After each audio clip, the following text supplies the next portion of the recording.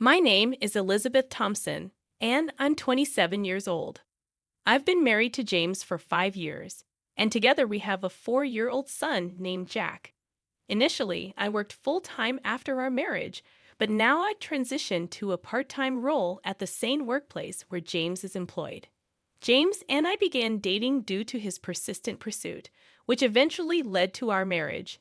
However, things changed after we tied the knot. James, once kind, became domineering, adopting a mentality of complacency once he had caught me. His younger sister, Jennifer, who is about to turn 20, became a frequent presence in our lives.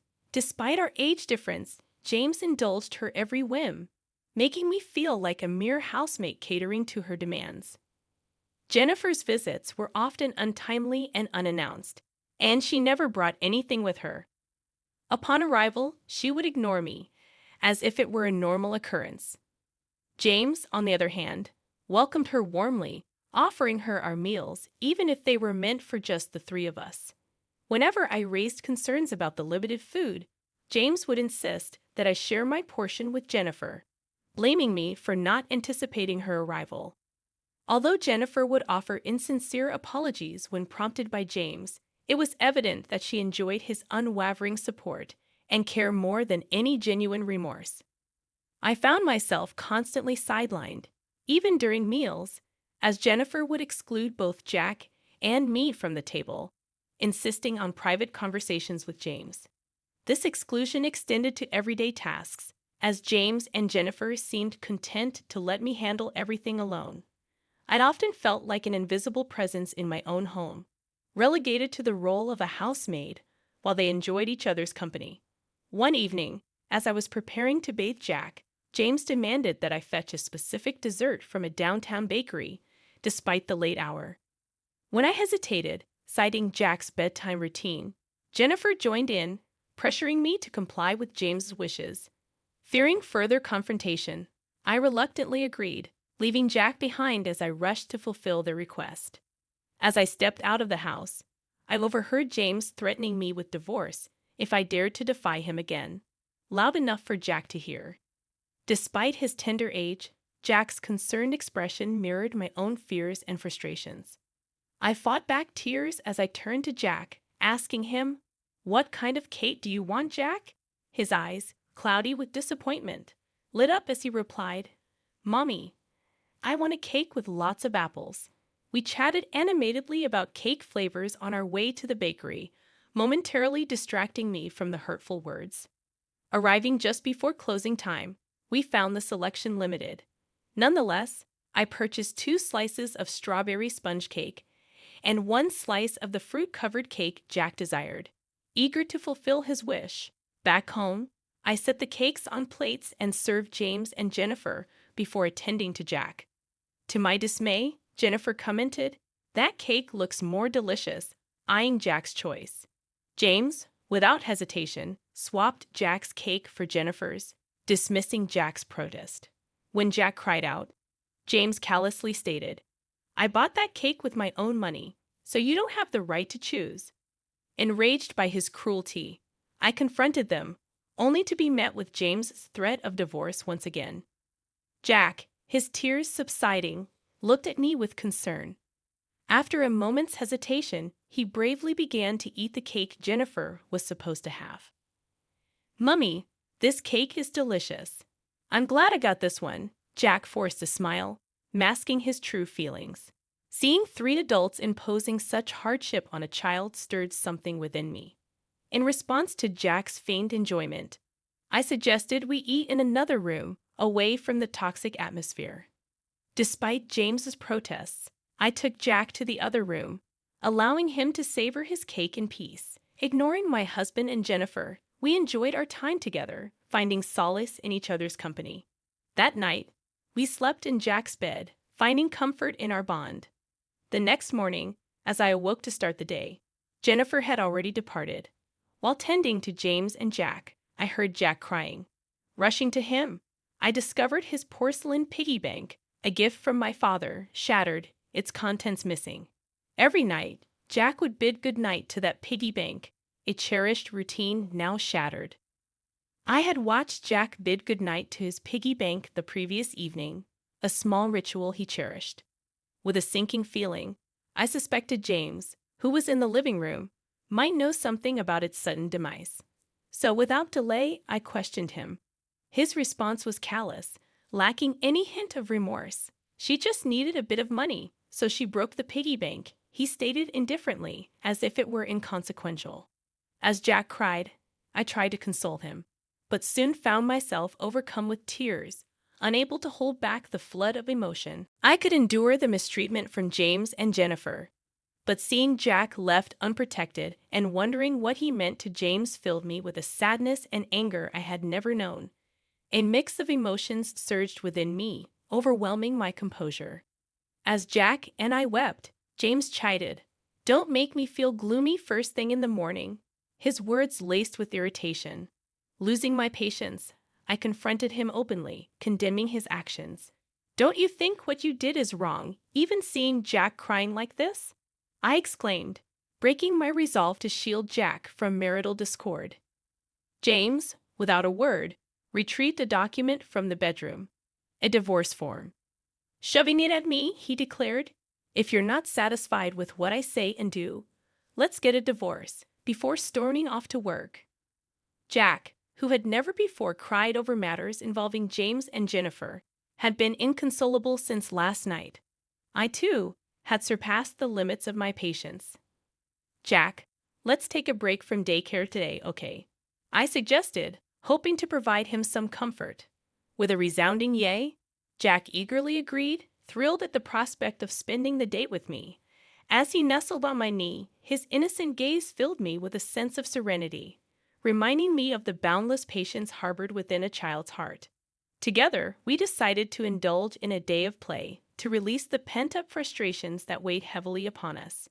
Though I knew it would inconvenience my work, I felt it was the best course of action for Jack. After explaining the situation to my employer, we spent the day at the park, exhausting ourselves with laughter and games.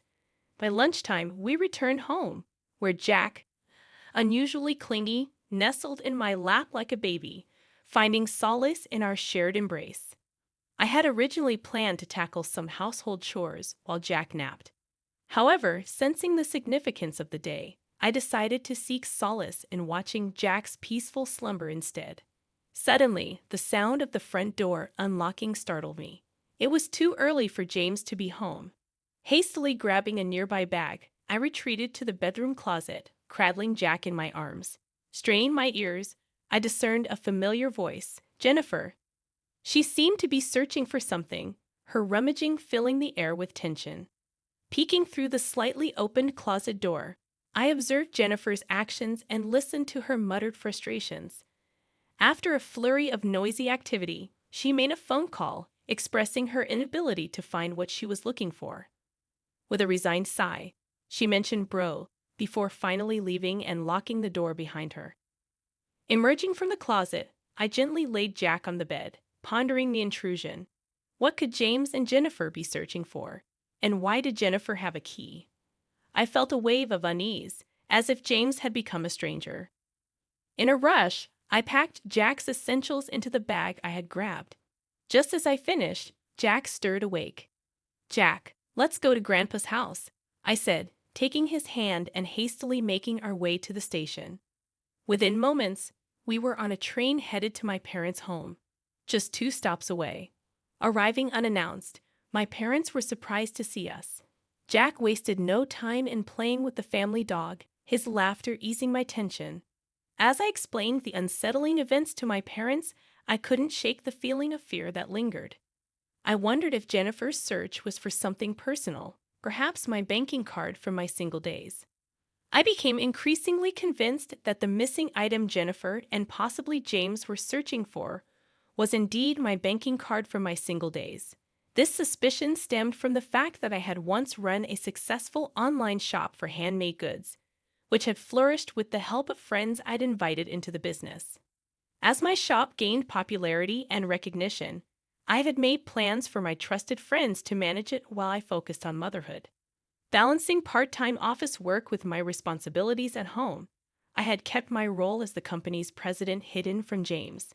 Despite his knowledge of my entrepreneurial past, I hadn't disclosed my continued involvement in the business.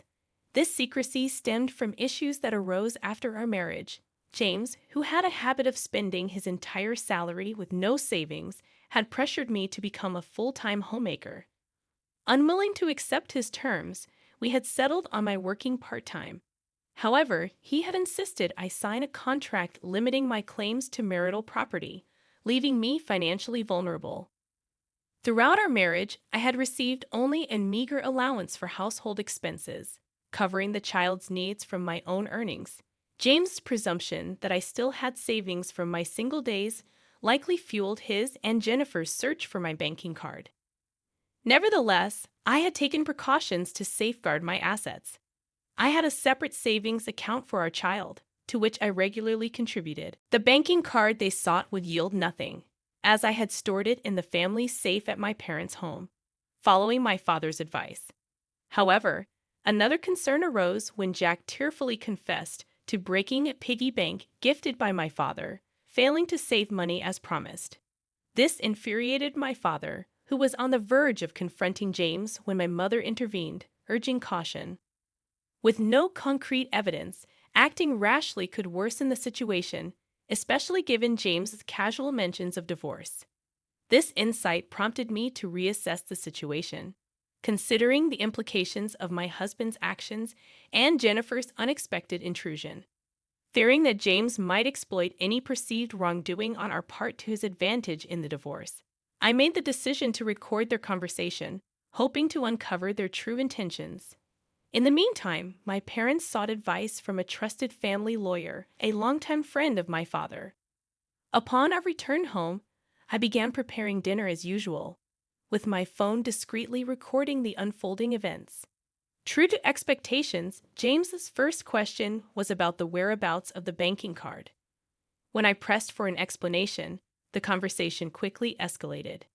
He grew visibly agitated, demanding all my part-time earnings, citing my sister's supposed troubles as justification. Refusing to comply, I explained that I was saving for our child's future. In response, James thrust divorce papers at me, accusing me of arrogance and implying his sister's importance over Jack's well-being. Silently, I halted my dinner preparations, stashing the divorce papers in the bag I had packed earlier. Taking Jack's hand, I headed for the door, ignoring James' ultimatum.